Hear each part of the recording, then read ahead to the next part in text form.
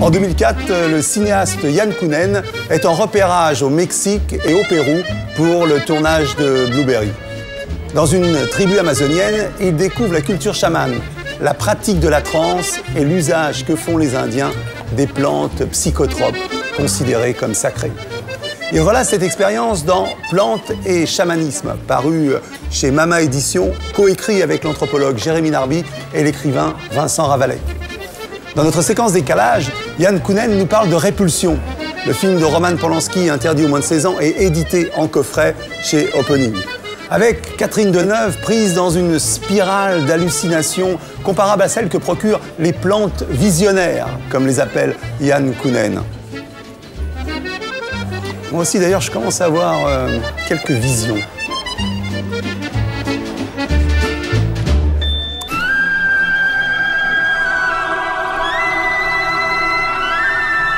J'ai vu Répulsion, en fait, quand j'étais étudiant aux arts décoratifs. C'est un film qui m'a influencé. Et en fait, je m'en suis souvenu dès le début du générique. Puisque le générique est un gros plan de l'œil de Catherine Deneuve en macro, qui s'élargit un petit peu sur le visage. C'est ce mélange du sens des images, profiter du générique pour donner aussi les clés du film. Et puis cette attirance vers filmer les yeux, hein, on dit toujours que l'œil c'est un peu le miroir de l'âme. Dans tous mes films, c'est vrai, moi j'ai souvent un très gros plan de l'œil. Mais voilà, quand j'ai vu ce générique, je me suis souvenu que ça m'avait marqué à l'époque. Oh, attendez, on ne pourrait pas se voir ce soir pour dîner? C'est pas possible, je suis pas libre ce soir. Ah, j'ai l'impression que j'arrive un peu tard, hein. Répulsion, c'est un film donc, de Roman Polanski. Il a été fait en 66. C'est Gérard Brache qui a fait le scénario, c'est avec Catherine Deneuve, avec Yvonne Furneaux et John Fraser. On va suivre en fait l'histoire de Catherine Deneuve. Ce qui est intéressant, c'est qu'elle elle a un petit job, elle est en Angleterre.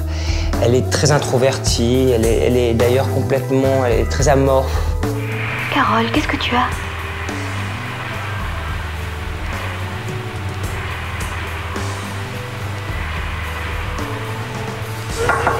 Elle travaille dans un institut de beauté, donc c'est vraiment quelque chose sur l'apparence, sur le masque, sur la représentation. Et donc cette fille, cette fille a quand même des gros problèmes. On le comprend petit à petit avec les hommes. Elle vit chez sa sœur, à Londres, qui a un amant. Va te faire belle, on va faire la noce ce soir. Ce sera un petit acompte sur nos vacances, hein. La jolie petite sœur. Comment ça va?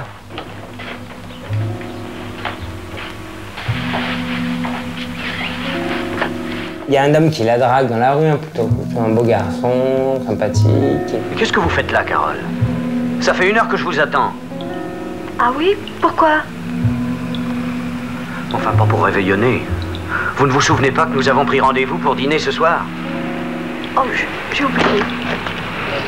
Il va même aller jusqu'à l'embrasser, mais après, elle va mettre quand même 5 minutes à s'essuyer la bouche. Donc on se rend compte qu'il y a vraiment des problèmes.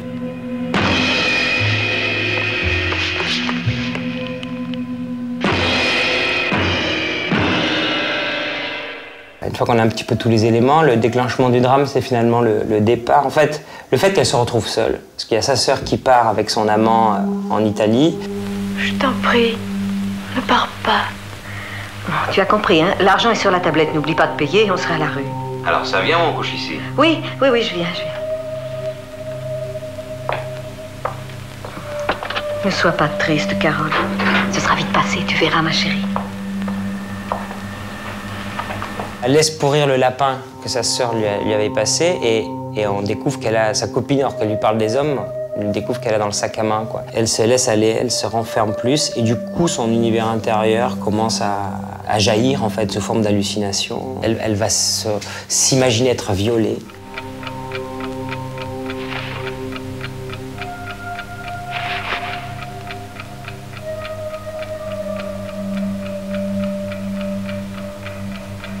Le climax de l'hallucination, c'est une image, d'ailleurs l'image qui nous reste de Répulsion, c'est ce couloir avec toutes ces mains d'hommes qui l'attrapent.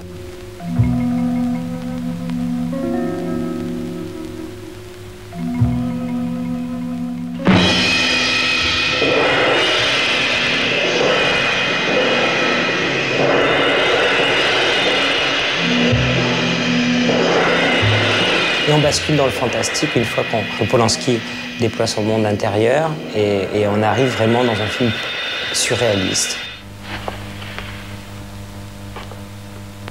Carole, vous êtes là, j'en suis sûr, je vois une ombre. Ah, ouvrez, Carole, je veux simplement vous parler. Quand elle est au climax de sa folie, en fait, on voit le personnage intérieur et on est avec elle. Et à ce moment-là donné, il y a des hommes de l'extérieur, donc Claude, qui interviennent, qui viennent la voir. Et donc là, ça bascule dans véritablement le drame. Je veux être près de vous. Tout le temps.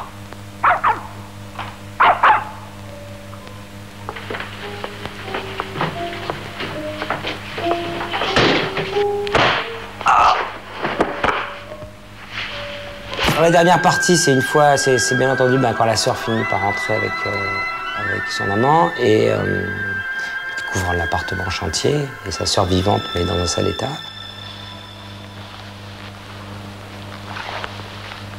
Vous ne devriez pas la bouger, monsieur.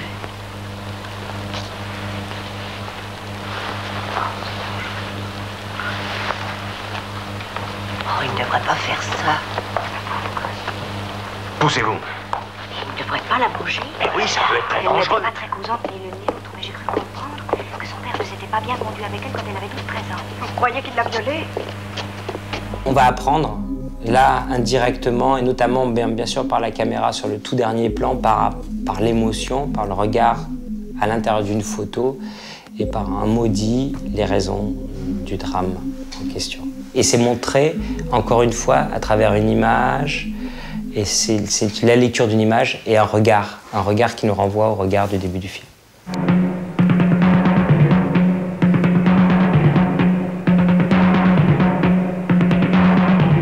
Les diètes, c'est d'avoir une certaine qualité de vie et de prendre certains aliments et pas d'autres, de faire attention à la moindre chose qui rentre dans votre corps, de faire attention à votre état. Donc moi, je parle d'ailleurs jamais d'hallucinations dans la médecine amazonienne, dans ces plantes-là. C'est pas des hallucinogènes, c'est des plantes visionnaires.